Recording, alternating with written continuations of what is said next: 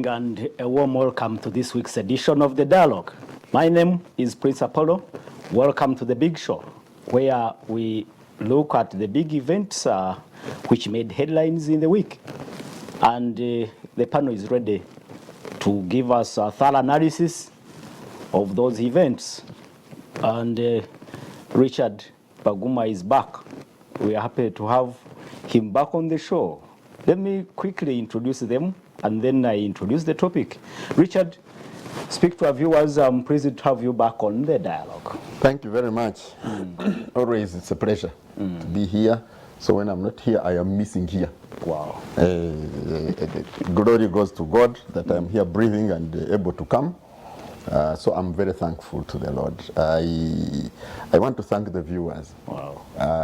I was out of town twice during the week, and at every stage, somebody would approach you and say thank you, or some comments or something. So I want to thank the viewers who make us who we are and who make the station what it is. Amen. I'm glad to see my colleagues. I will not make comments about them now if it is necessary a bit later, but it's nice to have them here, and I hope we are going to have a good show. Very pleased to have you back on The Dialogue.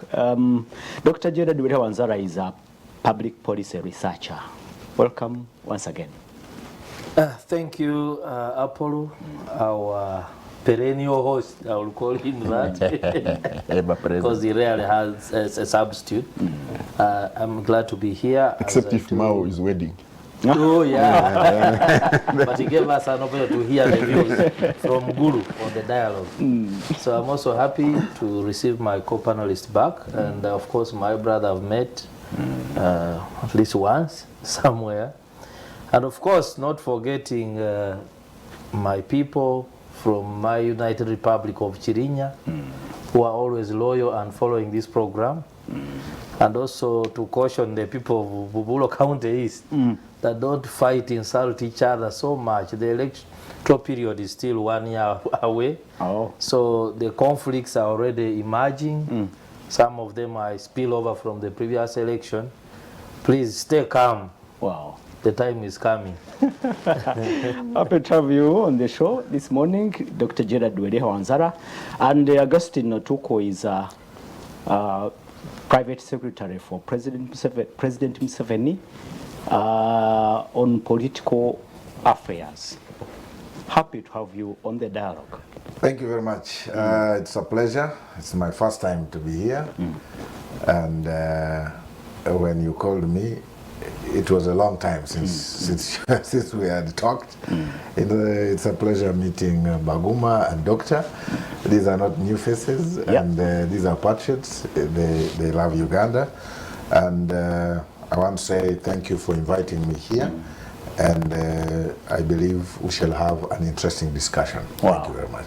Welcome to The Dialogue, our viewers. Now we kick off the show, and we are looking at the state of democracy in light with the report that was released this week showing that Uganda is among the top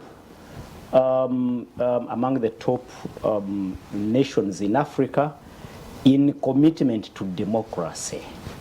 The report was compiled by Afrobarometer, an organization that compiles data on democracy in Africa. And the survey was conducted between January and February this year. And there are several critical findings in this particular report. And we'll be picking one or two there, and of course relating to what is happening in Uganda. Key findings in that report, like I said, indicated that Uganda ranks second in commitment to democracy. But of course, the other key findings, I can pick one or two to give context to this debate. Ugandans show an interesting demand and supply trajectory, with supply constantly dropping, while demand shows a cyclic trend, rising and falling, particularly between general election cycles. That is one there. Let me look at another critical finding. Freedom of speech, association, and vote choice According to the report, there is freedom to choose whom to vote for. Yes, there is freedom to say what you think, freedom to join any political organization, but 69% of Ugandans, those that were surveyed or who were part of the survey, were saying that they were careful on what to say about politics. That's another critical finding there. On the issue of multi-party politics, Ugandan citizens are among Africa's strongest supporters of multi-party politics, yet they also report experiencing high levels of violence due to multi-party competition. That's another critical issue there. Then there is trust in political parties. It also shows that the ruling party has increased, trust in the ruling party has increased marginally, particularly among those with lower levels of education and residents in East Africa. Well, there is one finding I would want to pick, but anyway, let me first have Dr. Jared Wazala, who I'm sure internalize this report, to relate what is in the report with what is happening. And I'll point out two things here, gentlemen. One, as we talk about democracy and politics in Uganda, there is a debate around how the president is now relating with parliament, or executive relating with parliament, especially after the president rejecting the appropriation bill that was finally worked on, and the bill assented to this particular week. And that raises a question of separation of powers between the executive and the legislature. But again, another critical incident I can point to is that we have the issue of corruption, very rampant corruption, but we have two people who are in jail, actually in prison, for speaking about corruption. This week, they were arrested this week and they are in prison. Very many issues we can look at, but we can also pick from what is in Kenya. After weeks of protests, the president has made several concessions, actually a long list of concessions, including cutting the budget for some departments and his own office, and actually agreeing to speak with the young people via Zoom. Possibly that Gerard can give us a background of where we can start this debate. Talk about democracy in Uganda. Dr. Gerard Wazala, what can you pick from this report and relate to what is happening in this country? Thank you very much, Apollo. Today your preamble was a bit unusual because it was packed with a lot of things, but I want to believe that you wanted us to first talk about democracy in Uganda. Viewers, we always speak things here, one, to give knowledge by giving the correct context, and also, of course, to ensure that what we discuss is also used as lessons by other people that listen to us and take what we discuss very seriously. I saw a headline in one of the major dailies in Uganda that was so screaming, Uganda #2 in democracy in the country, sorry, in Africa. And when I saw the social media platforms, of course people were bashing, dismissing. I said, maybe this is not really being useful. And then I had to find a way. Good enough, I found the report, and this report forms the basis of what I'm going to discuss. I want to tell the viewers that Afrobarometer is a leading, research in Africa on issues of democracy. And it has been there for a while, I think from around 1999. So many times we use it as a reference point, as our baseline when we are looking at democracy indicators. And I have done that over and over again. Now, coming to commitment to democracy, first of all, I want to say that the sample of over 2,000 people who were interviewed in the whole country, representative of the regions, is good enough for you to get a feel of what people are thinking. So when people are asked about commitment to democracy, how do they rate it? They will look at things like, do they freedom of speech, okay, elections. So, but we want to ask questions. Is the Ugandan government committed to that? Yes. There is always money put in elections, okay? Every after 5 years, there are general elections. But also those general elections, when they come, they have their own issues that come with them. If we talk about rule of law, there are those who look at it and say, yes, there is some resemblance of rule of law. So for me, if they bring commitment to democracy at about 63, Yeah. comparatively with other African countries, yes, we came around number 2. But now, in the same survey, actually only about 43% say they are satisfied with the quality of democracy that we get. So you see that they say the commitment, probably because of what the government is doing, commitment to put money there, commitment to hold elections, you have the electoral commission, you have people electing millions of leaders, but then when it comes to quality, the same people are questioning that they are not satisfied with the kind of democracy. Now, if they are not satisfied, it is up to us now to look what are those issues that people are not satisfied with. For instance, in the same report, you will find indicators like trust of the leaders. Yeah. I saw an indicator which says that only 25% of Ugandans believe councillors in the local government speak for their interests. When it came to members of parliament, the percentage was lower. Only 15% of Ugandans believe that Members of parliament represent their interests. So it shows that whereas they agree that there is some commitment to democracy, demonstrated by what I've already mentioned, but they also don't have trust in the leadership. So if you're a leader, you have a big task to ensure that if you're a member of parliament, you raise this percentage from the 15% who trust you to somewhere where you can be trusted as a leader.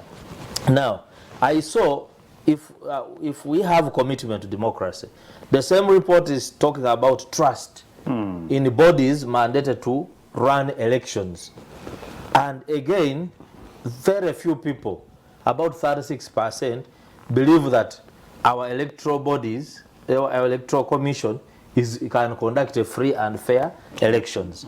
About half believed it was neutral, but below 50% say they can't trust with the kind of election that they organize.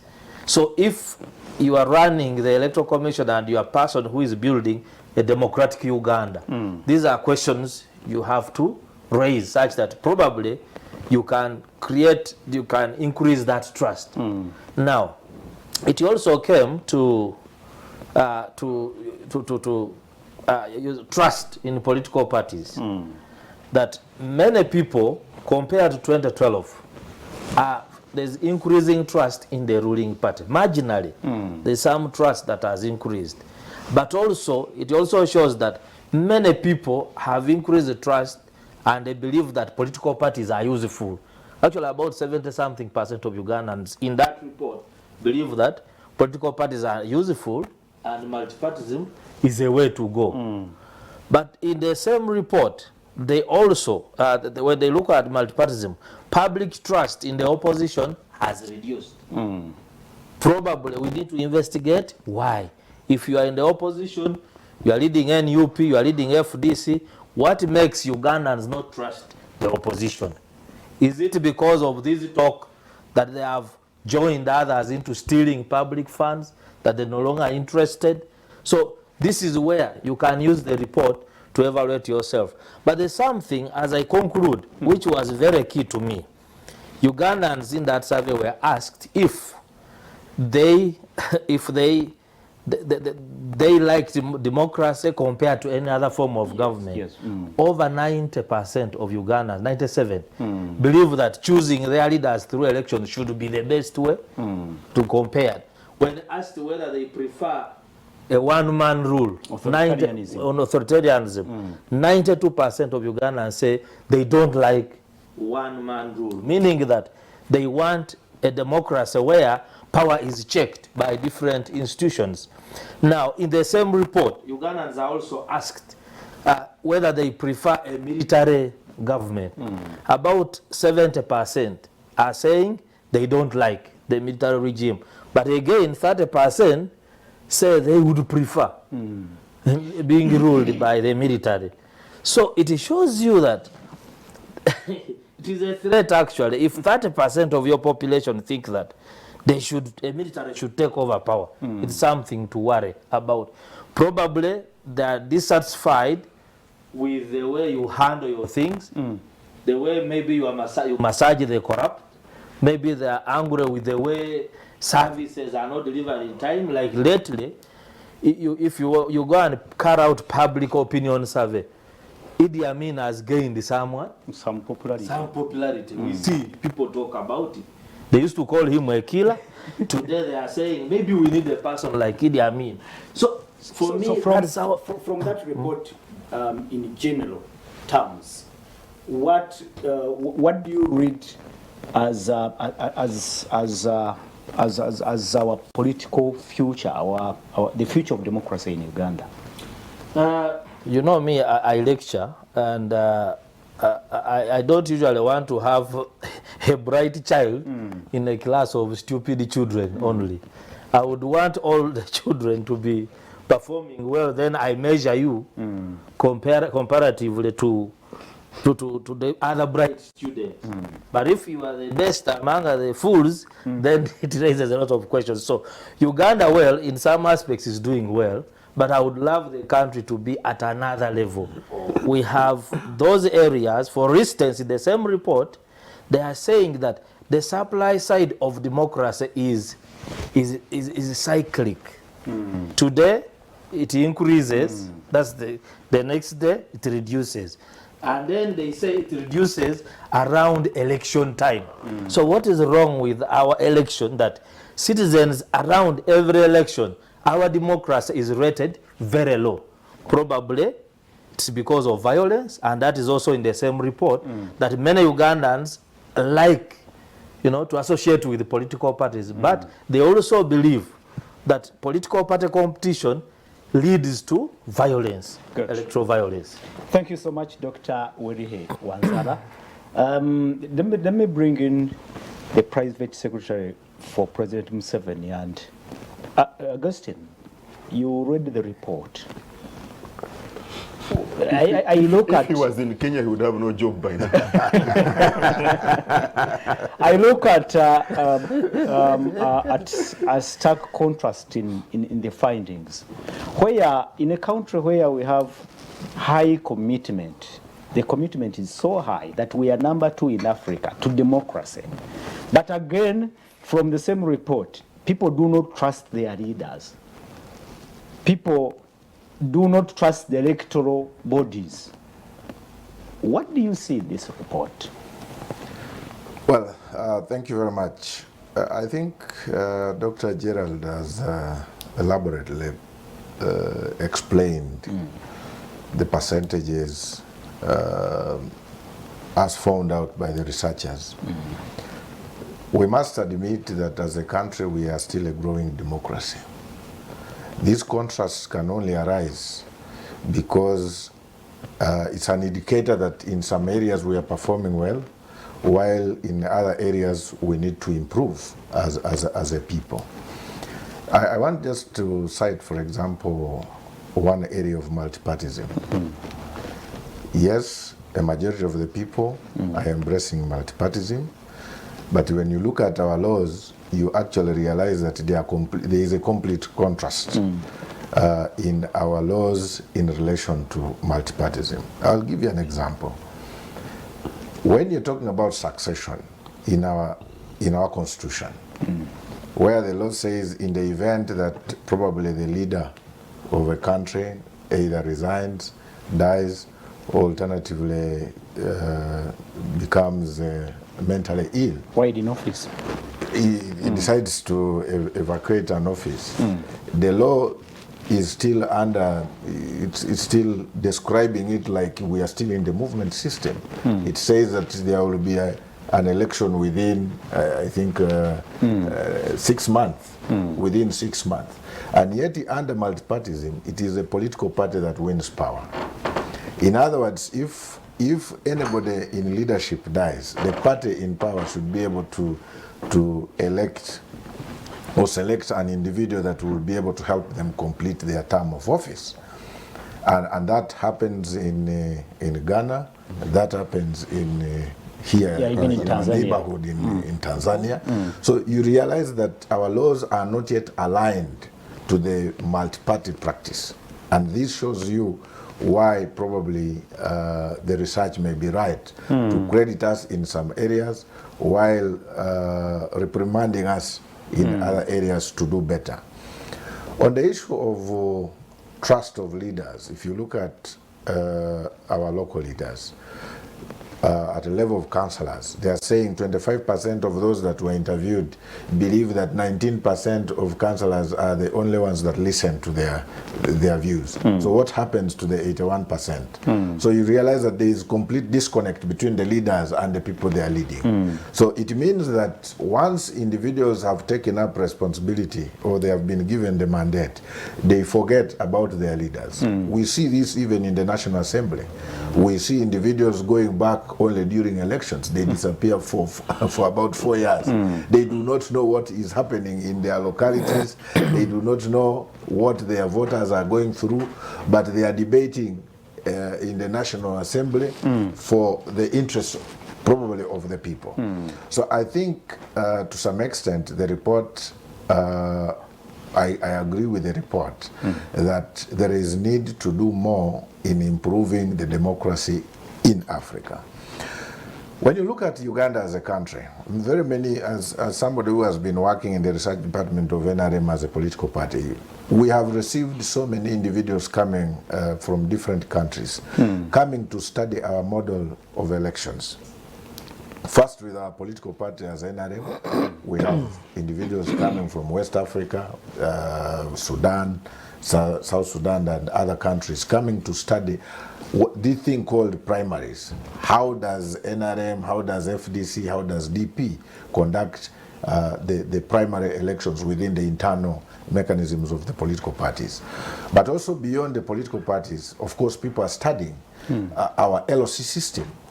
How are we able to have this kind of massive structure of governance That has overstayed. that has overstayed? Which we cannot fund. Exactly. Yes, you see. The system we cannot provide fund for to change and Well, changing it is another factor, but the existence of this structure is something that the world is studying, because we have democracy at the village level, where individuals within a village are able to elect members that are leading them in different in these 79,000 villages across the country, but also at various levels, in associations and so many other things. Democracy has been practiced, even in loose associations, where individuals are able to agree on who should lead them at that level, whether in circles, whether in other. So I think when they say that we are number 2 in Africa in terms of practicing democracy, I tend to agree with the report. There is that commitment at various levels, at government level, at non-government level, to ensure that we promote democracy at various levels. But however, when you examine our democracy, of course there are other gaps that need to be closed.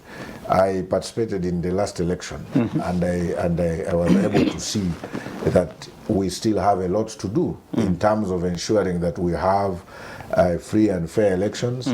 We also have elections that are not violent, mad with a lot of violence, a lot of fraud at various levels. Of course, there are these complaints that come at local government level, at MP level, at district level. These are challenges that will always be identified, that will always be encountered by individuals, but these are things that that can be dealt with as we grow as a democracy.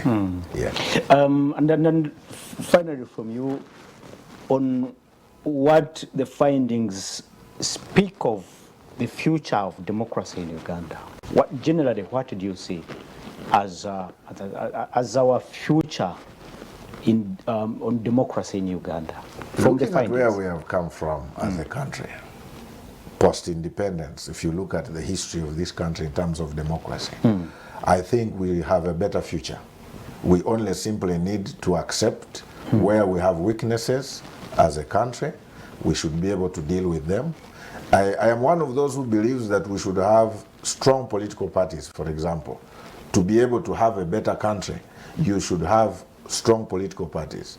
Once you have weak, for example, weak opposition parties in Uganda, even us in government will not perform well because we cannot be checked by anybody. But once we have strong political parties that are practicing democracy, that have their own internal mechanisms of strengthening democracy internally within their political parties, then they will be able to check us in government. So I believe we have a better future, only that we have to deal with certain gaps that we have as a country.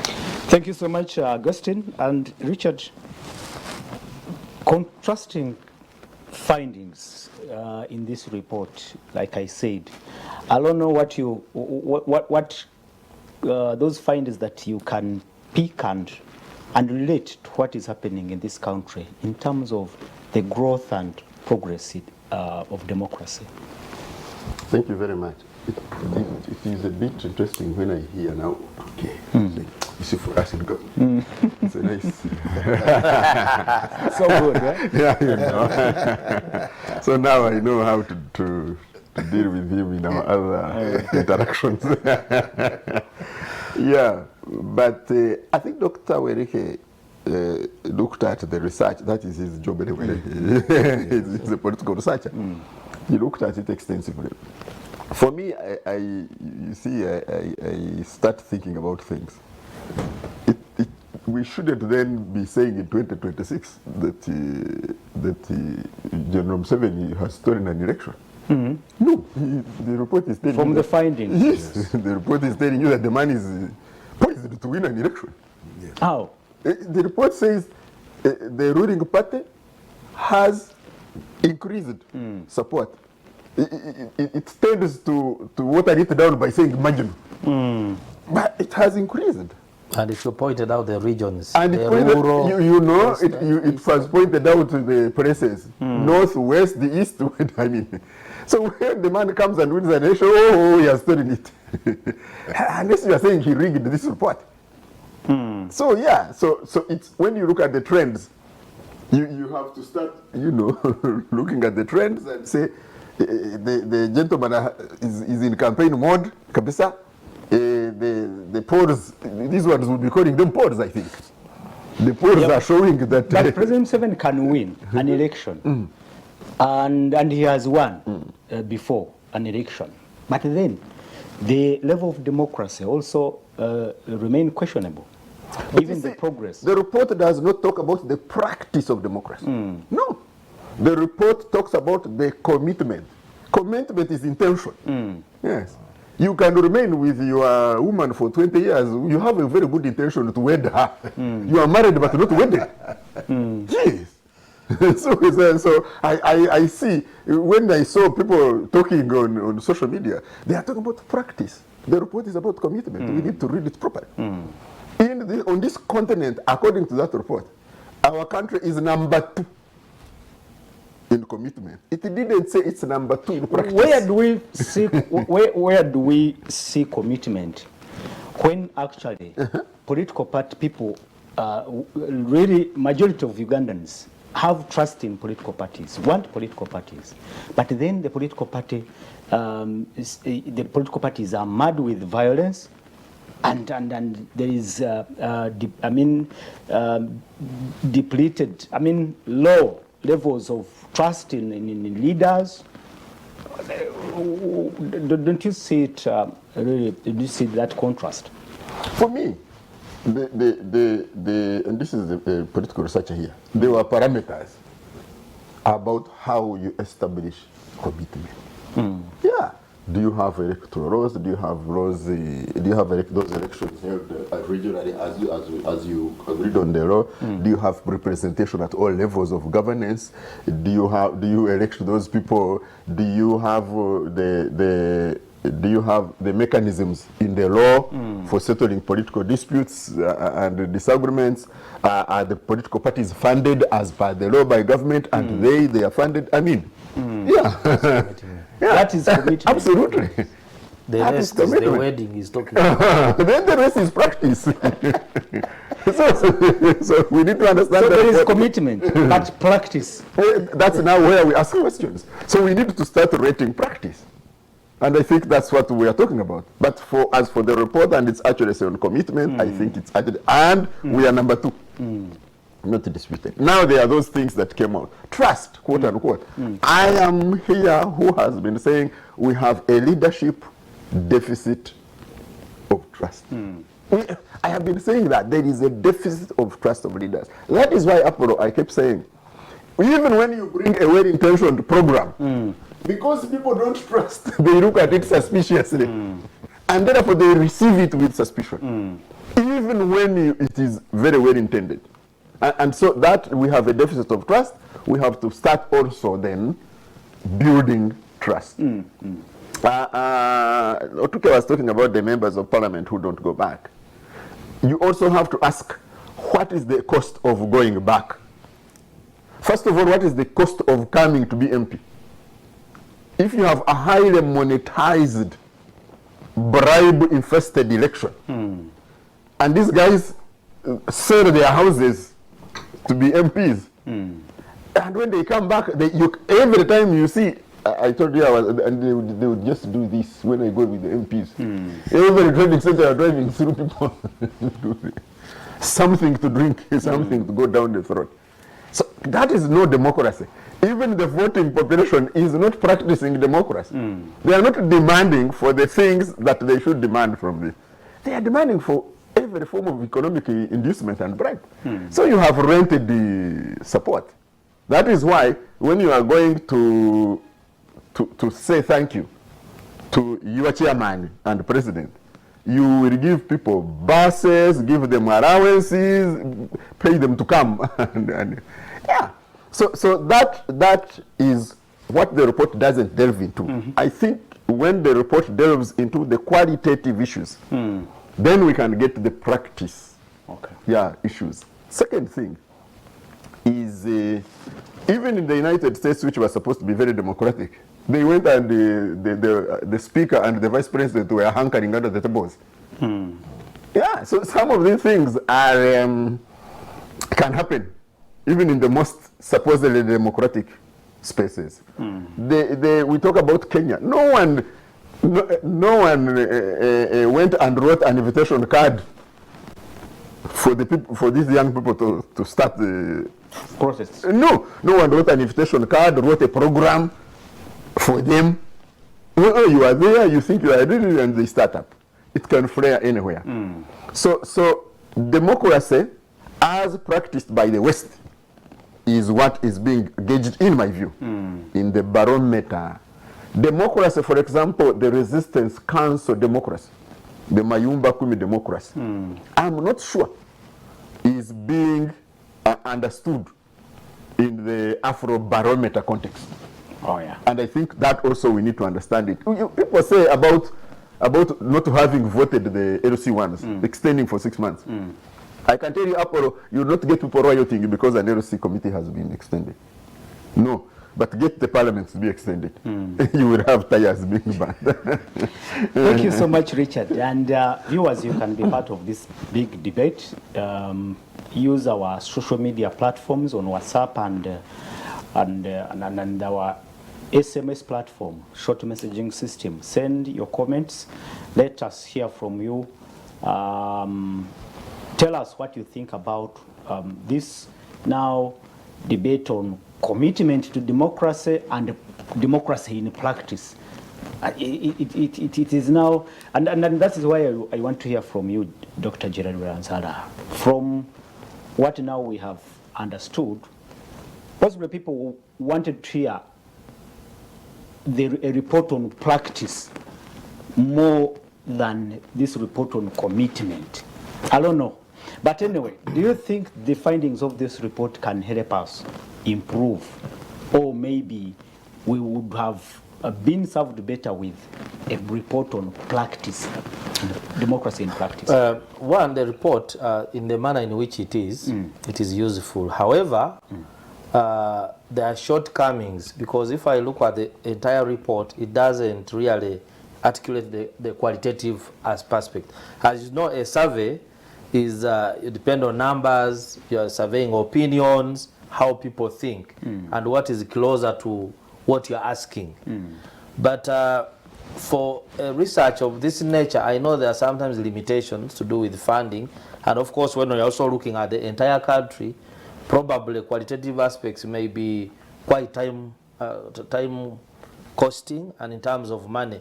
But qualitative aspects can add value. For instance, if you say people do not have trust in the bodies that are running elections, and by the way, I saw the same in Uganda. I saw, in fact, in Kenya it has declined, and yet Ugandans think that the Kenyan Electoral Commission is more independent because political parties are represented and the public participates in appointing the Electoral Commission.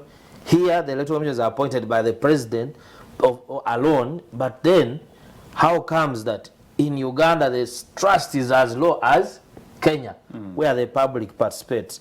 So probably if there were qualitative questions, maybe through focus group discussions, people would give you the reasons why they believe they don't trust the Electoral Commission. But there are other aspects now, like a survey, like if they tell you that we prefer democracy as the best option. So then me as a leader who is not selfish, I would say that if the demand for democracy is at 97% and elections as the best form of choosing leaders, then I would as much as possible try to improve. But given histories of these countries, given where they came from, given the personalities in power, you see the approach is different.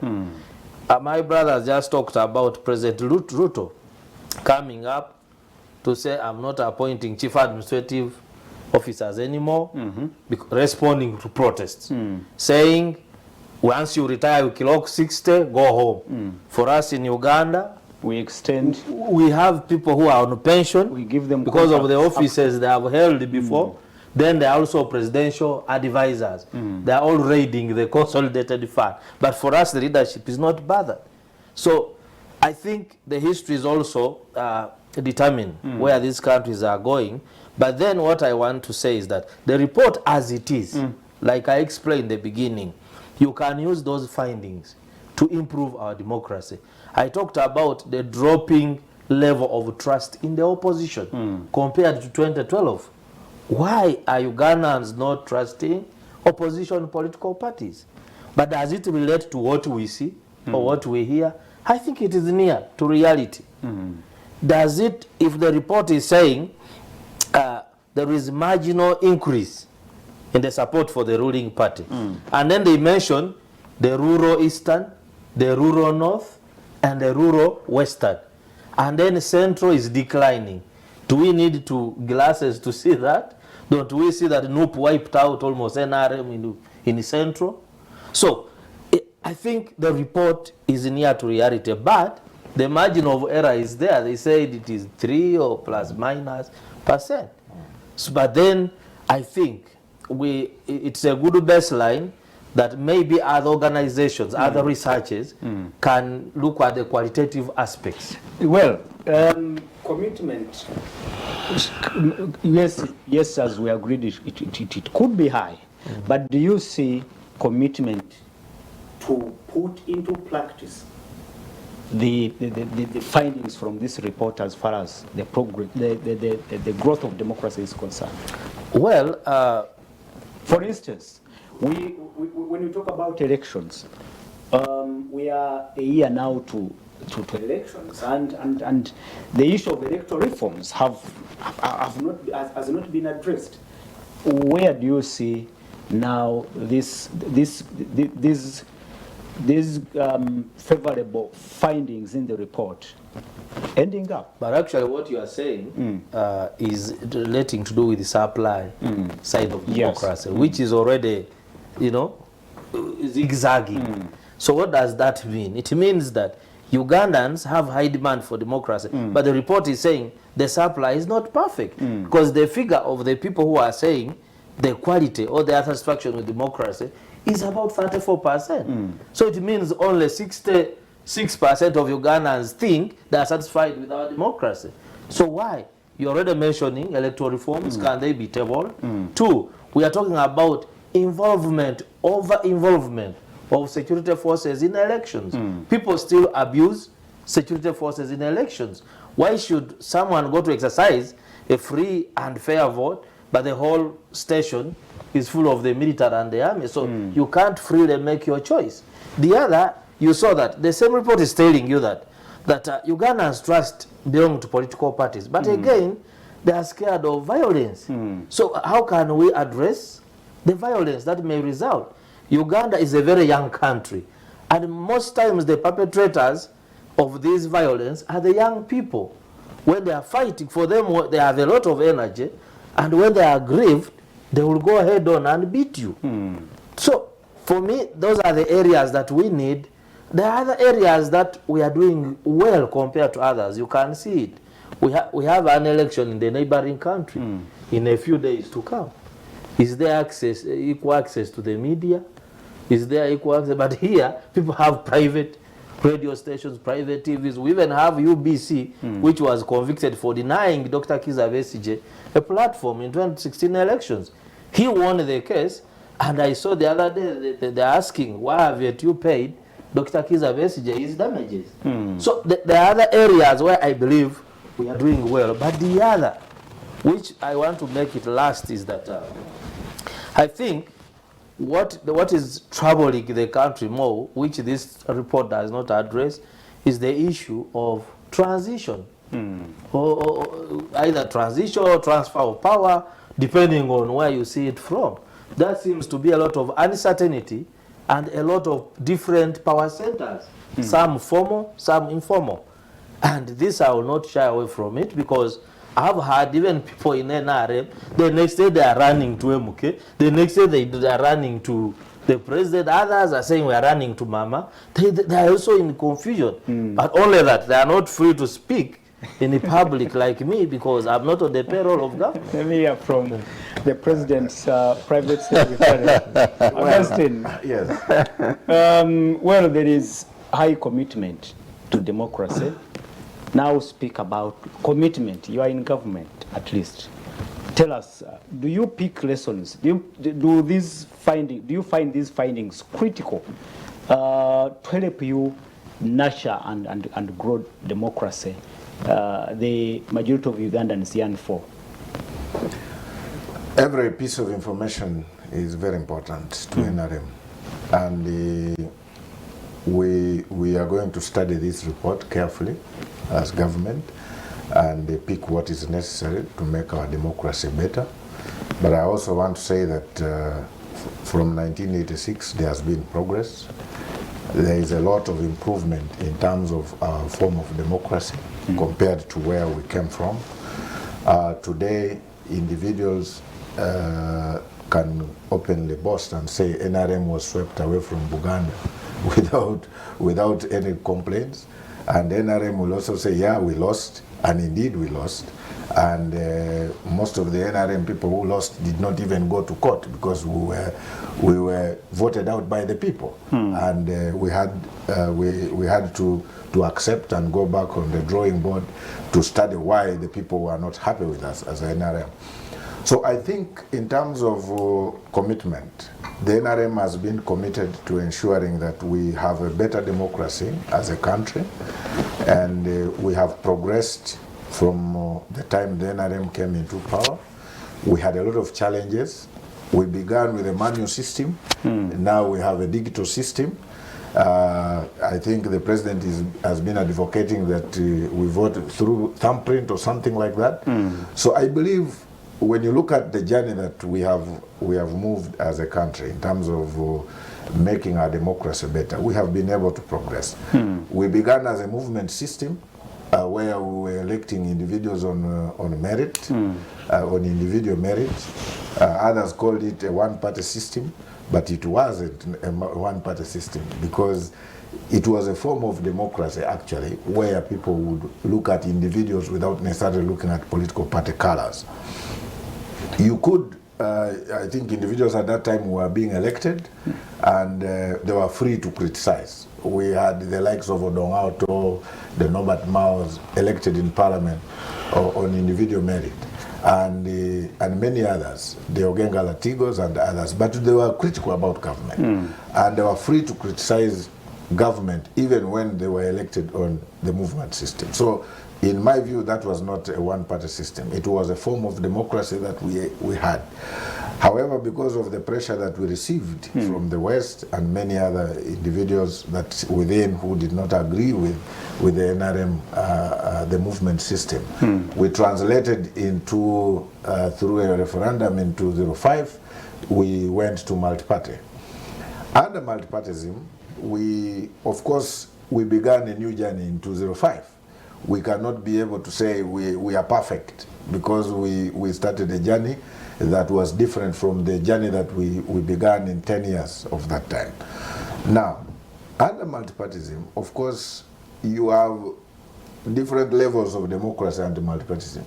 The parties have to practice it within their political parties. And we have also seen challenges within the political parties. We've seen in FDC, there is a challenge of managing internal elections within the political parties. There are also challenges within DP. We have also seen UPC going to court during the elections. And I think NOPE, there is already a challenge growing, probably going to the near future. So you see that as we keep moving, we keep discovering new emerging challenges both within different levels of democracy, within the political parties, then also in national Are you politics. satisfied with the progress in handling those challenges? Just in 1 minute, because we are going for a You break. see, these are ideological issues. Every political party has its own ideology. The level or the way in which individuals or leaders within those political parties manage emerging issues is what matters. Even within NRM, we have had differences. We have had disagreements. We have had at some point individuals being called rebel MPs. But the mechanisms applied within the NRM to manage internal differences is what helps NRM to be stronger than other political parties. Maybe our brothers in the opposition should be able to learn one or two things. From NRM? Yes, in terms of tolerance. Because if there is any political party that is tolerant in Uganda, it cannot beat NRM. We have individuals who disagree with us, but we are able to contain them within the NRM and be able to say, yes, we disagree, but this is our collective Others position. think that actually NRM is exporting bad manners into other political parties. I actually I do not think so. If you study NRM of late, it is other political parties that are exporting their bad manners to NRM because we, for a long time, have been able to manage our internal mechanisms. We have managed our differences, and this arises because we have a tolerant leader. Thank you so much, our viewers. Thank you so much, Augustine. This is The Dialogue. We go for a short break. When we return in the second hour, we will be looking at democracy in practice, looking at the process of, the system of multipartyism, which is favored by majority of Ugandans. How has it moved and how possibly can we make it better? But of course, we also look at whether electoral reforms, the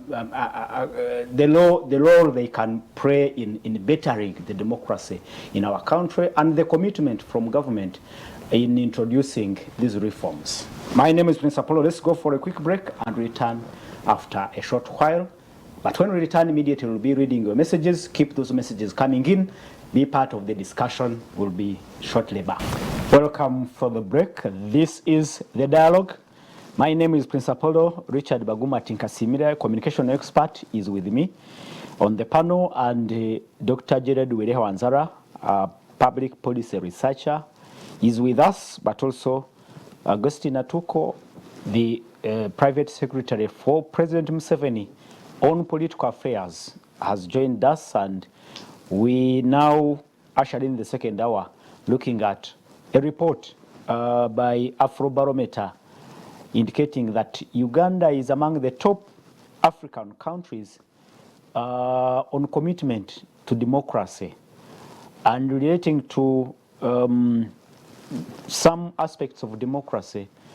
In this hour, we'll be looking at how now government is committed to put into practice those requirements for full democracy. Electoral reforms, we'll be looking at those. We'll be looking also at free speech. We'll be also looking at other aspects as they come in. But let me look at the comments coming in. Aberikeru is watching. Akampumuza Aberikeru. He says, good morning, Apollo and the panel. I want to entirely agree with Mr. Baguma and Dr. Wanzara that the intentions of the report was okay, but what we need to interrogate is that we need to use the report to put right what is not yet clear, because the report talks only about commitment, not the practice. Thank you. Thank you. And that is exactly what we are interrogating.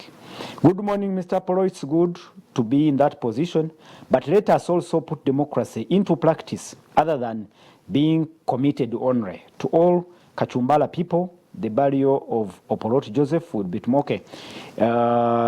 He will be tomorrow at his home in Otimonga village. RIP, my brother. Okay. James Nimbare, we are sorry for that. Good morning. Thanks for the show. The research is politically driven, but I can't deny that Uganda is trying to walk the talk through its commitment to make it practical. Let some parameters and way of doing some things change, like trying the civilians in the court-martial, and we shall be at par. He's Fred Musinga from Buikwe. Thank you so much, Fred, and others watching.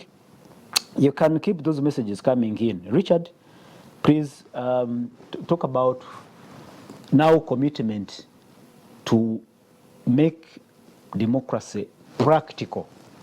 I don't know how you can you can assess the commitment from this government, the NRM government, and even all the political actors in Uganda attaining full democracy. There is something that applies to me. I don't know about my colleagues. It says there remains a significant apprehensiveness, about 70%, about discussing political matters openly. Yes. At least I am, when I'm around, not less than 3 times in a week on talk shows. And I can tell you there is a lot of oral editing when we go on air, even when we are in public discussions, you know, we have a lot of oral editing. When you go on the side during the breaks or after the workshop, then people are telling you things, you say, but you were on the panel. How come you didn't say those things? And I think this kind of, this high level of apprehensiveness about saying the things you think about politics openly, oftentimes camouflages the underlying issues. And that's why you can have an eruption of kids like in Kenya with very minimal, even very minimal detection by intelligence agencies and even the political guys who are on the ground. They recently were voted majority. They have fires burning around them. Because you see, we edit. When we are... Yes, we edit a lot when we talk openly. The threats are real. You know that the threats against you when you talk openly, sometimes the things you really think, they are real.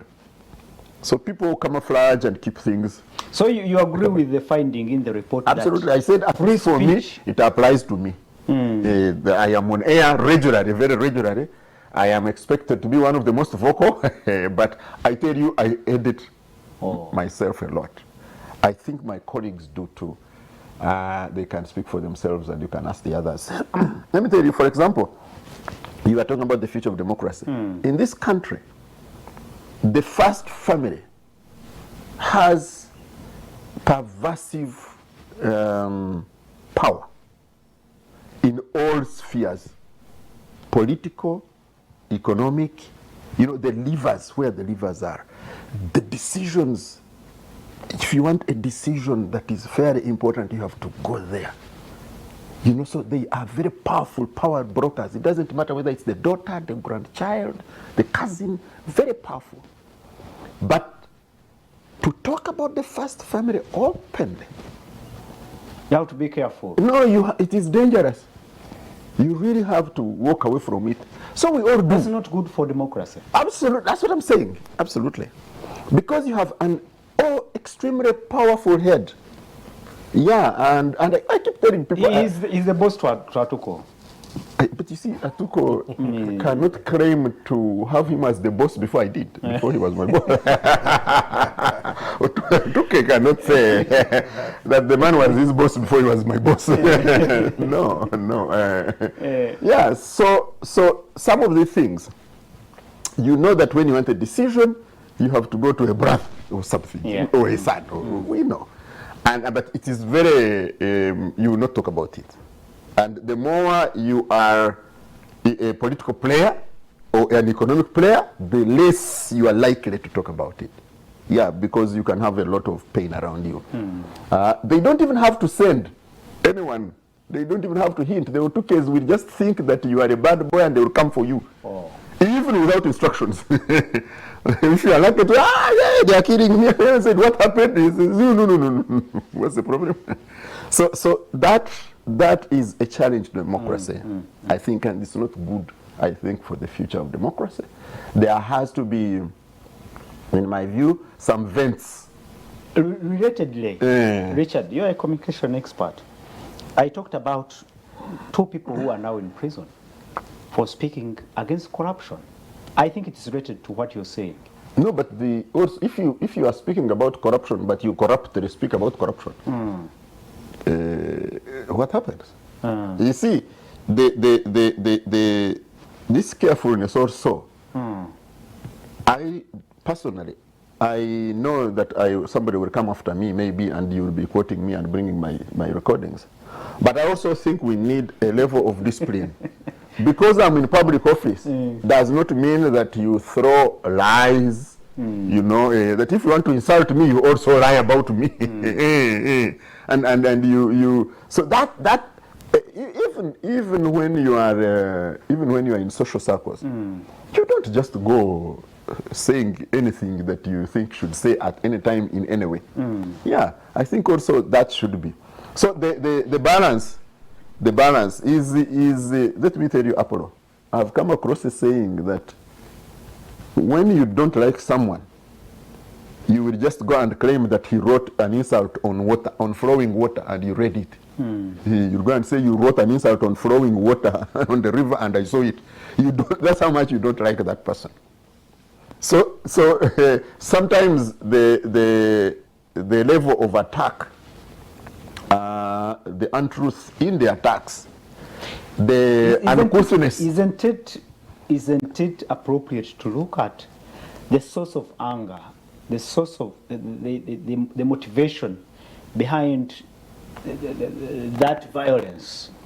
For instance, I related to what happened in Kenya. The president even agreed to listen to the people on social space, on social media space, on X space. Isn't it good to listen and to interrogate the anger and that anger in the public? First, it is excellent to listen, but listening must be on both sides. I think also that must be talked about, because you are talking about communication. You cannot listen to a group of voices who are all shouting. If you have a group in front of you and they are all shouting, you can't listen because you can't even hear what they are saying. Listening is a step. By the way, listening is beyond hearing. You hear what people are saying, and then you listen to what people are saying. But also, they have to listen to what you are saying. That is why they are engaging. That's what is called engagement. So there may have been a failure of engagement. There may even be a failure of engagement. But listening cannot be on only one side. Then listening doesn't happen. Then communication dies. That's the first one. The second thing is there is also sometimes where there is moderation. Sometimes you have to be extreme to be listened to. Hey, you will speak in a polite voice and you will not be listened to. You will shout, aha. Now, what the problem with group messaging becomes is when you don't have a spokesperson. Then now it becomes, that's why it degenerates into looting, for instance. You find the majority of the people who went on the street to demand for things do not agree with looting or burning cars or something. But that's where it generates. So Apollo, there has to be, especially by the leaders, the listening. And having one or two people in prison, actually those are two. I think there are many more in similar circumstances.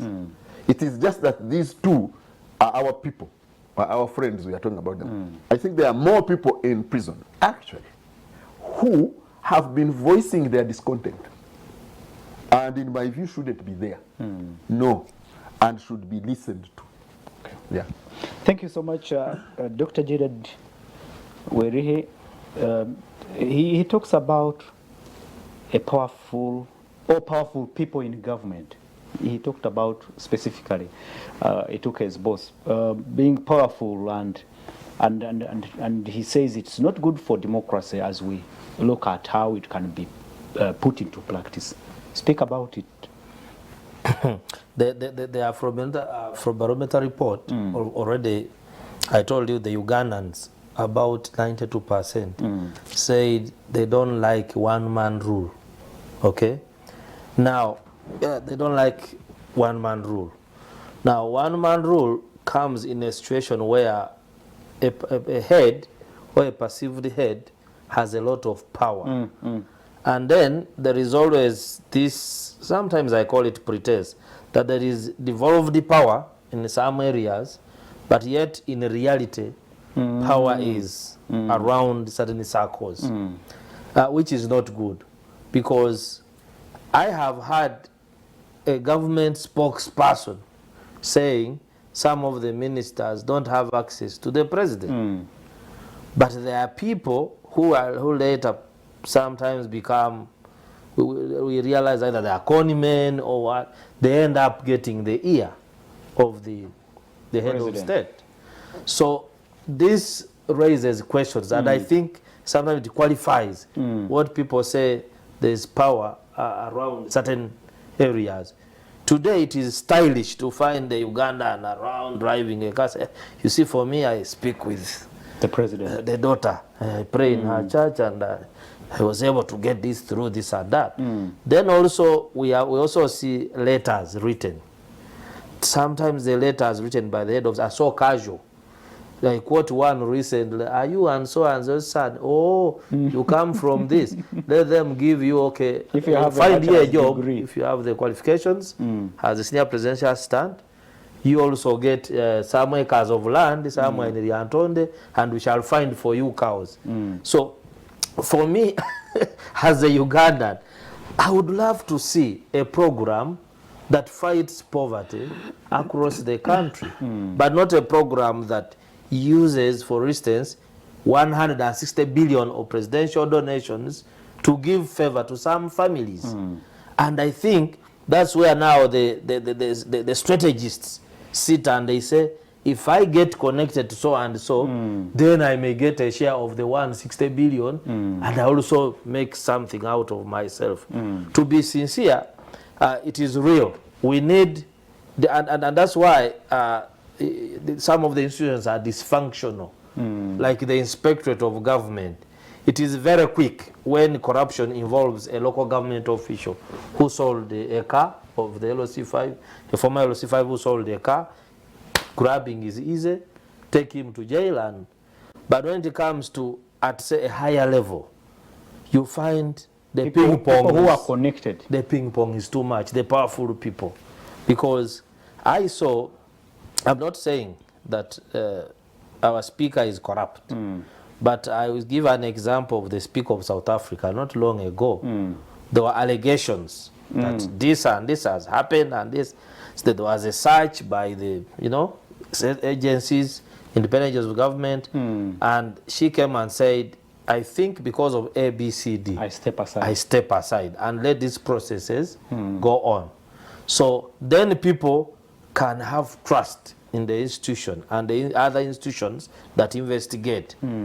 But situations where, say, a person may be suspected of doing A, B, C, D, find the hiding in the name of the president, said, my daddy, my what, and for me, that is why I'm telling Ugandans, stop calling elected leaders daddy, mommy, uncle, what? Because if you call a person your judge or your father or what, you don't have a right to hold them accountable.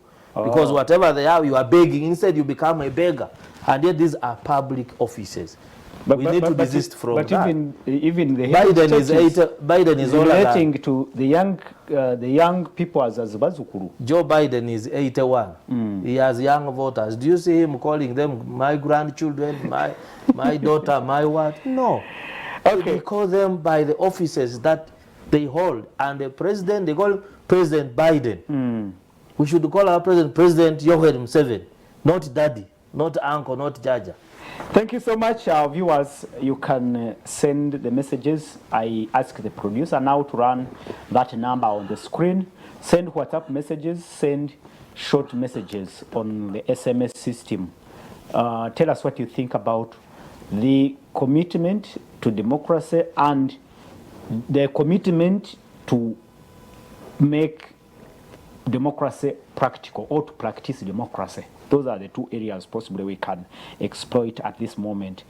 Let those messages and comments, observations be brief, and put there your name and the location where you could be. Let me hear from Augustine. Somebody talked about the power that revolves around the president and the first family, and he says that all that we see shows signs of a one-state system.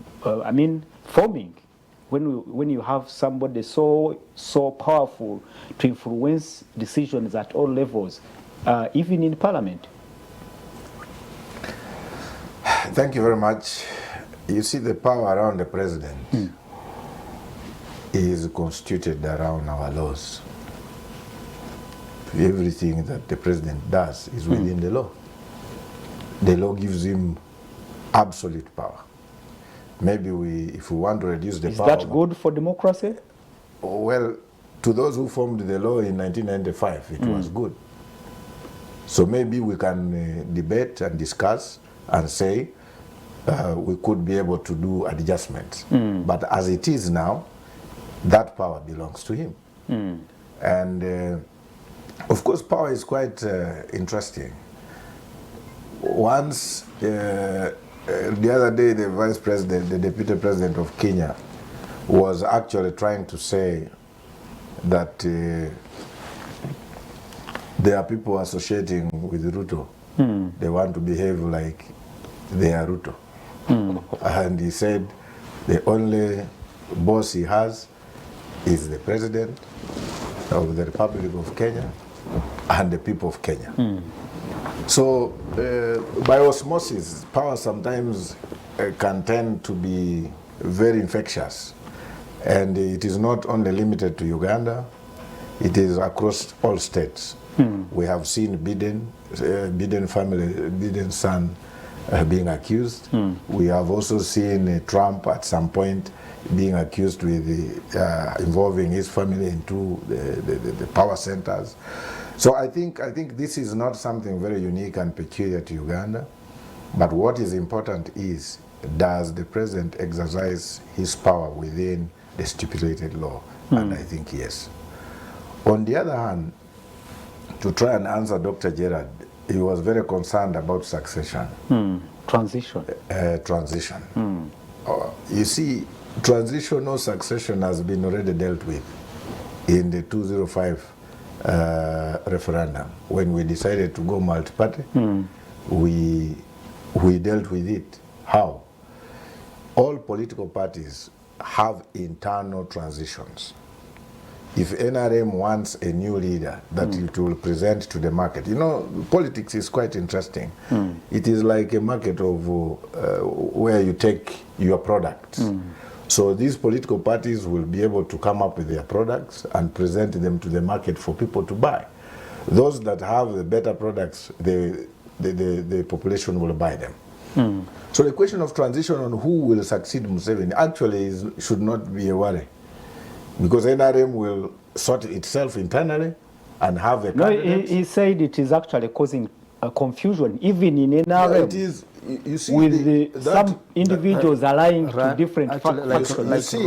You see, competition in any political party or showing interest for positions of responsibility in any political party is a normal thing in a democracy. Once individuals naturally have interests, and these interests will be exercised at some point, and therefore at a particular time the NRM will call for those who are interested in taking positions of leadership. And once individuals have interest, they will present themselves and compete internally and favorably within the NRM. Then eventually, the person who emerges as a leader, irrespective of who he will be, because at the moment even NRM does not know. We are only showing people who have some form of ideas that they feel they can be leaders of the NRM. So once at a particular time, or that time comes, the NRM will be able to sort itself in Nambole, come up with maybe a flag bearer that will be presented at a national level. So the unfortunate bit of it is that the opposition political parties seem to be so much interested, which is also normal, so much interested in who will succeed Museveni within NRM, which is they are Ugandans too. Yes, they are Ugandans. That's why I'm saying they seem to be so much concerned about who will succeed Museveni within NRM, because even if I was in opposition, I would be interested in a weak person. So that once he's presented at a national level, as opposition leaders, we should be able to maybe to outcompete them. But I think NRM will, through its internal mechanisms, will transition itself from Museveni when that time comes to another leader, and that will be the leader that the NRM as a political party will be able to present at a national level for competition. And once the population buys that person that NRM will be presenting, that will be the person Museveni will be handing over. If it is from opposition, that will be the person Museveni will be handing over. So we take your word the question of transition is dealt with within our internal mechanisms. But my worry is, I think our laws need to be revised to match multi-party dispensation. I'll give you an example. Recently, I was seeing NUP struggling with the question of whether to remove somebody from a commission, from the commission. And they were unsuccessful. And they were unsuccessful. Under multi-party politics, the party reserves absolute right to deploy individuals. But you know, there is a mismatch between the laws that we are practicing and the practice of multi-partyism. So how can a political party fail to withdraw somebody they nominated? So I think that is where the problem is. We must be able to align our laws to ensure that political parties reserve absolute right to deploy individuals. Finally, from you, I think it's Richard who talked about the self-editing. As we are on media and in public spaces, we try to edit our conversations, and that speaks to free speech. And he says, speaking about His Excellency the President or the First Family is not easy, and that is not good for democracy. Well, You must be I careful. do not want to disagree with my senior, Baguma, but I want to say that I have traveled within Africa for some time as somebody who was working with the political party. And I want to say that there is no country where you can abuse the president and you go and sleep home and wake up tomorrow, abuse him again. And Actually, go and there is sleep. a law of disturbing the peace of the president. It is in our laws. Yes. So many Ugandans can abuse him, draw cartoons about him, say everything they want to say about him, and go and sleep and wake up in the next morning, do the same, and nobody comes for them. So I think maybe, to some extent, we may not be perfect, 100%, but the level of free speech and expression in Uganda is unmatched. Really? I think yes, is unmatched because there has been too much freedom for Ugandans to say anything, anywhere, at any time. The only thing that maybe of late we've seen is being practiced by some individuals within government who do not want to be criticized. And I think that is something that we must study as Ugandans and also as people in NRM. We should be able to say this should not be allowed, because once you're a public figure, you should be able to be subjected to criticism, public criticism. Are you saying You for the case of the head of state, an objective. he must have that immunity from criticism, but other government officials should be The criticized? point I'm making is that actually the person who is freely criticized in Uganda is Museveni. The people who do not want to be criticized may actually not be Museveni. They may be individuals, the Otukos and others who will want to find what has Baguma said about me. But in terms of President Yoweri Museveni, he's been able to be criticized. Even when you check his Twitter handle, sometimes how people abuse him, and you just smile and say, well, this is Uganda, and the people are enjoying the freedom. The point I'm making is that the level of freedom is absolutely granted to the people of Uganda.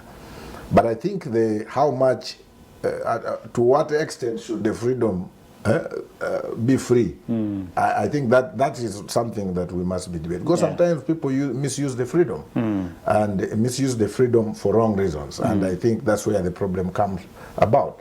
But in terms of criticizing public individuals, if I'm Augustine and I am holding a public office, I am supposed to be accountable to the people of Uganda.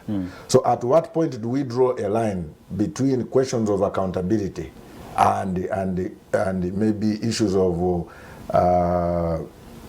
either blackmail or using the media in negative... now the law is computer misuse that is always used but in you see charging people who... The point is, what is the definition of computer misuse? For for somebody who is holding a public office. Actually, so that is a debate actually that the courts of law should be able to guide. One of the individuals we saw this week sent to Zida is somebody who was holding a placard, a lady who was holding a placard with messages demanding for the speaker's resignation. Just that. Well, of course, the courts of law will guide. You know, the beauty of Uganda is that once you are accused, you are presumed to be innocent until proven guilty. So it is the burden is upon the accuser to prove that this person was doing an illegal thing. But I think that the courts will be able to do that. We've seen people like Andrew Mwenda being accused in the same way. We have also seen the Professor Dr. Stella Nyanzi from Makerere being accused, and the courts of law were able to come out strong and say these people are within the law to criticize government or something like that. So I believe because of the democracy NRM has brought, there will be solutions. We hope so. The courts of law will be able to give us feedback and answers on the concerns of those that you have raised. Thank you. Thank you so much. The issue I was emphasizing, it went into the talk. Yes. No, the issue I was emphasizing about democracy was that when you want a decision about a mineral license, you don't go to the Minister for Energy. Yeah. No, you go to another. You have to understand where You go to power another lies. place. That is the issue I was emphasizing. When you want compensation. This is land, for- a compensation. Compensation means you lost and you are being. So you are not asking for favor. You don't go to the finance. You go, that's what I am talking about. And this is known in this country. And the self-editing, the 70% of where we fear to say things openly, is these are the things we fear to talk about. Yes, that the decision on getting a piece of land as an investor will not come from investment authority. You know you will go to investment authority and spend 3-5 years without getting it, but it will be from another compound over coffee with a certain individual. That's what I'm talking about. Thank you for that clarification. And Mr. Apple and Dr. Wanzala must be copying from my notes because he submits what exactly I have. That's the new one. The only way we can practice democracy is by leaving government agencies to do their work rather than everything being, I am a son of so and so. Most importantly, let's have strategies to guide us. That is Abel. Thank you so much, Abel. And yes, okay, I'm trying to look at these messages. Okay, you can keep them coming in.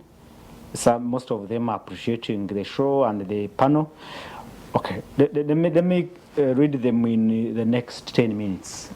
Talk about something he talked about, that if you want something done, you must understand where power lies, and that's not good for democracy. Absolutely. You have always seen the IGG's integrity survey. It points to actually what he's talking about. The last one, I think, was 2 years ago, and I've seen the budget. They want to do another one. And this comes to, because democracy presupposes that you must have public trust for institutions. That if you want land in Namave and you're a genuine investor, then you will go to Uganda Investment Authority, proof evidence of capital, and then your issue will be handled. But as you know what was happening in Namave, you find a person who doesn't have any chikumi to invest anywhere, is owning plots there. And then in return, people are selling plots to other people, other investors. You find a person who had 0 has sold 3, 4, 5. There are people who used to do that, and they would come in the community and tell us. So I think institutions need to be led to be strong and then be led to do their work. We have had the inspectorate many times is failing on big corruption issues, investigating big corruption issues, because of interfere. You must telephone somewhere. How do I handle this one, and so forth. Now, he talked about communication and personal responsibility. It is true we have laws here. It will be very unfair for me to sit here and then I say, I saw President Museveni stealing this and that, yet I did not see him. I do not have any evidence. I will not go to my Twitter and then I write a letter directly addressed. I know this is activism, but you also know that activism has to have certain limits, because it can really, we have the laws. But then me, I don't want to discuss the dynamics in the court relating to the 2 cases last week, but there's one issue of concern. We have the parliamentary police, whose duty is to protect the parliament and its, its neighborhood, to ensure that the security of the MPs and staff and others is guaranteed. I think it will be very unfair to use the parliamentary police to go out at someone's home at night. And then a person, the only option has is to say, I've been kidnapped at midnight. A person whose home is known, at least inform me, I will appear at police. I think the way we do it also shows that there is maybe intended intimidation, which is unfair. Actually, I'm not sure if it's within mandate of parliamentary people to go and hunt for people in these or their homes. It is really wrong. And then the other is about the lady, for instance. There is nothing criminal by me carrying a protest card and say, so a public official, please resign. As long as I have not, in that, I saw actually the thing I was reading, resign. But it don't say you have stolen, you have done what, but said resign because I don't have public trust in you. And I saw the case was a nuisance. I think this is a public nuisance. This is just to intimidate someone to go and go sleep. to prison for more than a week. Absolutely. I think that lady deserves to be let free and given bail, and I'm sure her case will fall like the others of Dr. Kiza Besigye, of others who have been jailed many times without prosecution succeeding in criminalizing them. Thank you so much, our viewers. And well, we have now less than 15 minutes to close the show. Keep those messages coming in, 0701-609906. Make it brief, precise and to the point, and tell us where you're watching from. Finally, from you gentlemen, let's talk about political parties. I think the report also talks about the trust in political parties, but then there is another contrast in that finding. And I think Augustine talked about it, that even political parties themselves have internal issues, and well, there could be funding from government as commitment to help them grow and nurture systems and people, but indeed there are still very many challenges within these political parties. I don't know what you think, Augustine, on not your party but other political parties. Well, thank you. Why are you putting a caveat on it? But my party is also a party. Oh, it's a movement. Well, I think the truth of the matter is we should worry as a country because the rate at which political parties, political party leaders in different political parties are eating themselves should worry the country. Because these are alternative governments, and we would expect me as an ordinary Ugandan, for example, should expect that in the event that there is something government is not doing right, I should have somebody giving an alternative and be able to check government to ensure that they do the right thing. But you know, there is something that needs to be studied. Before government started funding political parties, there were less conflicts within these political parties.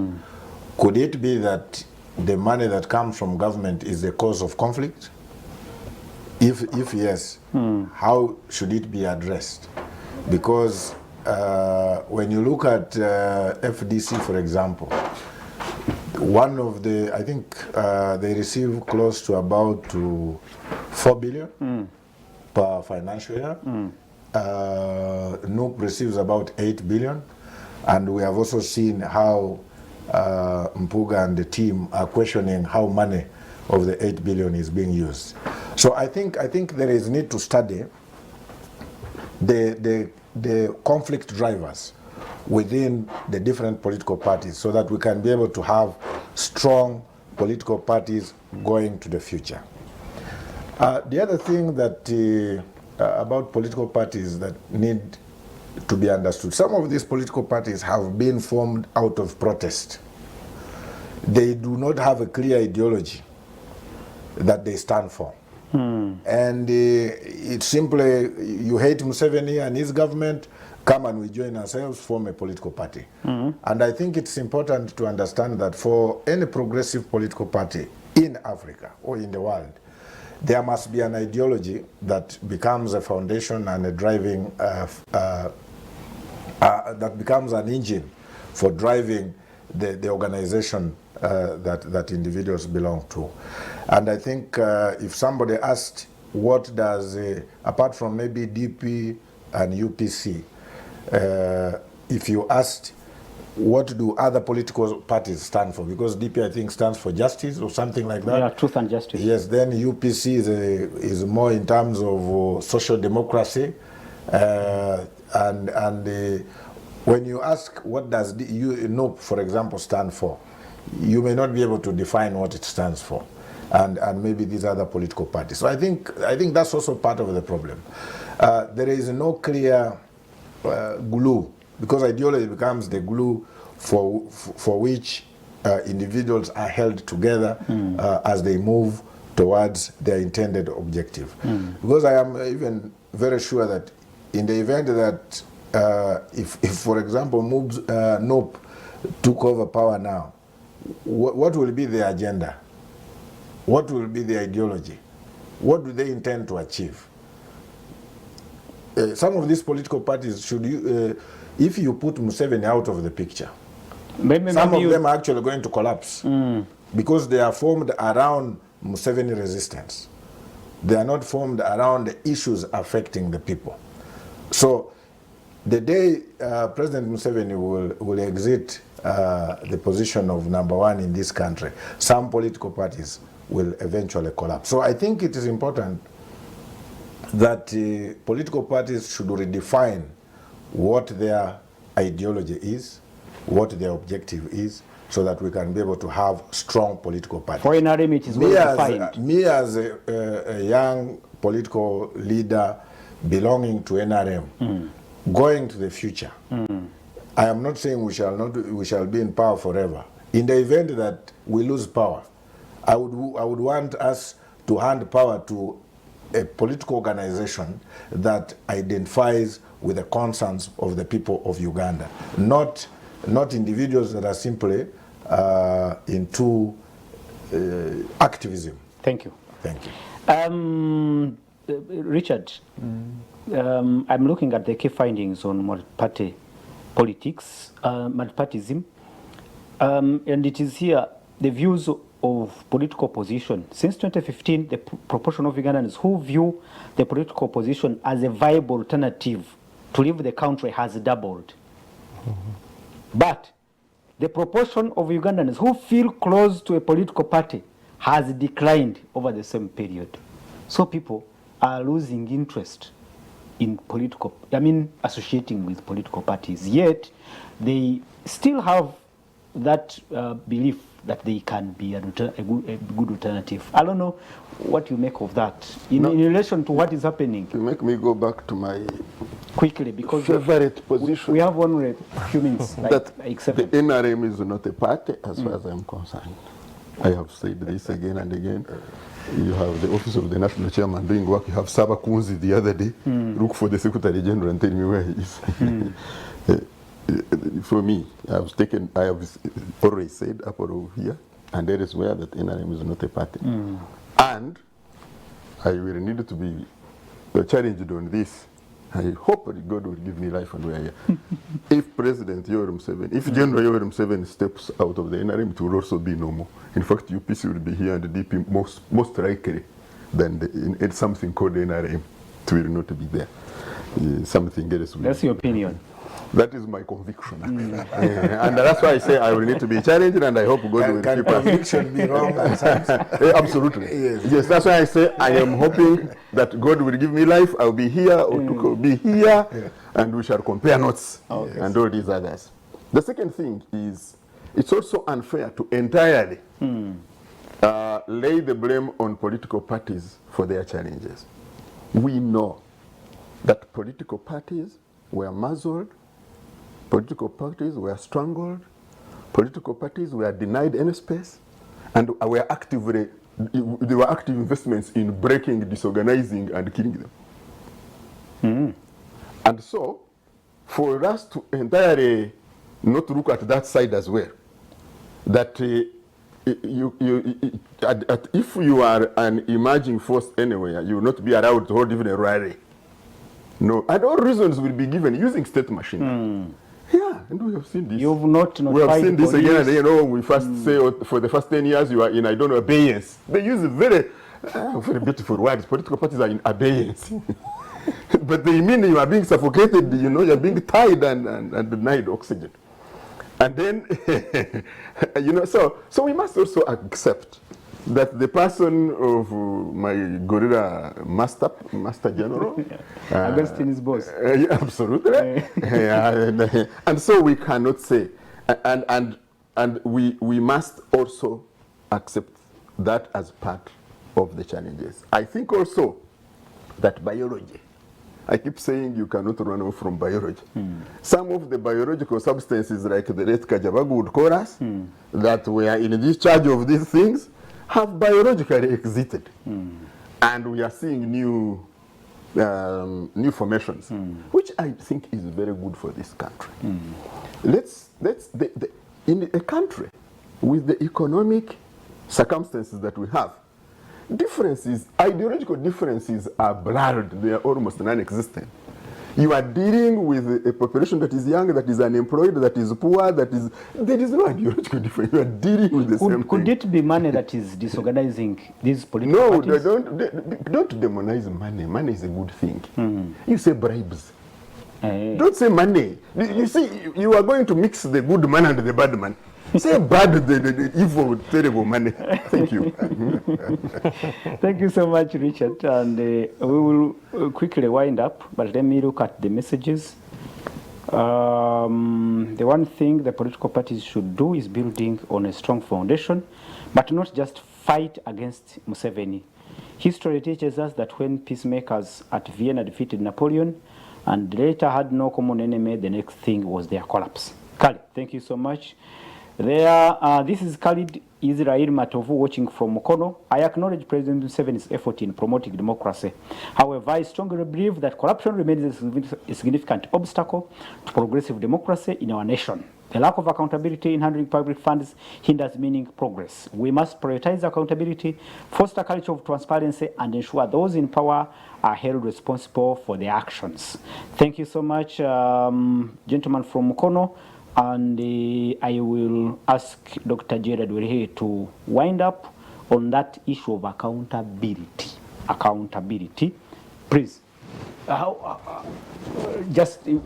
only have, let me check, we only have 5 minutes. Yeah. Utilize 2.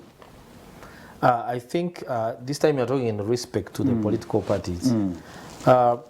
One, we need to interrogate under what circumstances did these new political parties emerge.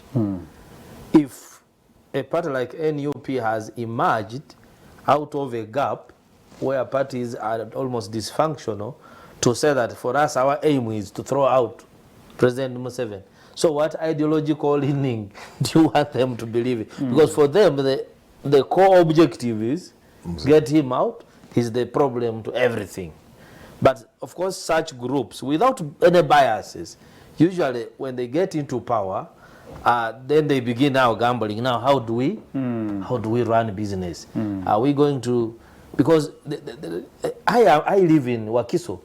We know that when NUP, for instance, took over KCCA, over 20 councillors fled to exile in Canada. So are there people being represented? No. Are you interested in leading people in KCCA or you're looking for or running to go for Cheyo? The same of us who are in Wakiso, we are suffering the same thing. But I will not put the blame only on the political parties. I have seen the head of state following the 2016 election saying, I am going to chew all these political parties like Sumbusa. He said by the time this Kisanja ends, there will not be no more political parties. So I also don't rule out the deliberate actions by the establishment to dismantle them. However, this is planting a foundation for danger, because political parties train leaders. Political parties, you learn leadership. You learn ideology. Where are you going if you get leadership in this country? There are also groups for organization, for seeking power, as opposed to street. Now, these guys, the Gen Zs in Kenya, you even don't know who they are. If they are telling Ruto, you go, say you replace me with what? So we need, if we build the confidence in the political parties, then we can have a better future. Otherwise, even now, our Kenya risks becoming a Haiti in our neighborhood. Thank you so much. Your final comment, just 30 seconds, please. My final comment is we should then celebrate that commitment to democracy we have reached. We need to use the Afrobarometer report to improve. We thank the government for the good areas, but where we see glaring negatives, we need to improve. Richard, your final comment? on this show? No, President Museveni still wants to be president. And it is fallacious to try to dodge and say democracy, blah, blah, blah, blah. President Museveni still wants to be president. President Museveni will deploy every resource available to him. And one of the resources he has deployed is to cow and put parliament to its knees. I said the other day, I am saying again, constitutional amendments are going to come, ensure re-entrenchment, not electoral reform, and further entrenchment, whatever you call them. But the aim for me, the objectives to entrench and further entrench, and so you should be prepared for them. So when you attack parliament, and you don't see this, I don't know why you don't see this. That you see, the ones who are attacking parliament are the paragon of sainthood. That they are the ones who are, what do you call it? They are the ones who are not corrupt, excuse me. And so we must also be honest with ourselves that that's the context in which we are operating. Thank you. Augustine, your final comment. Every political party must have three things. One is the ideology, the second one is the philosophy, and the third one is strategy. And I think we shouldn't, I just want to pick it from Dr. Gerard, that where he says the president had said by a certain period, 2021, there will be no political no opposition. I mean, in the business of democracy and politics, it is usual business for all these groups, political groupings, to ensure that they keep fishing from different... To decimate the enemy, the rival. Exactly, to strengthen themselves. It's part of business. Oh. It is a duty of opposition to ensure that but not using corrupt means. They win people from NRM. We have seen the end people, just finds the means. They win people from NRM to join opposition. We've seen individuals, some people crossing from NRM to opposition.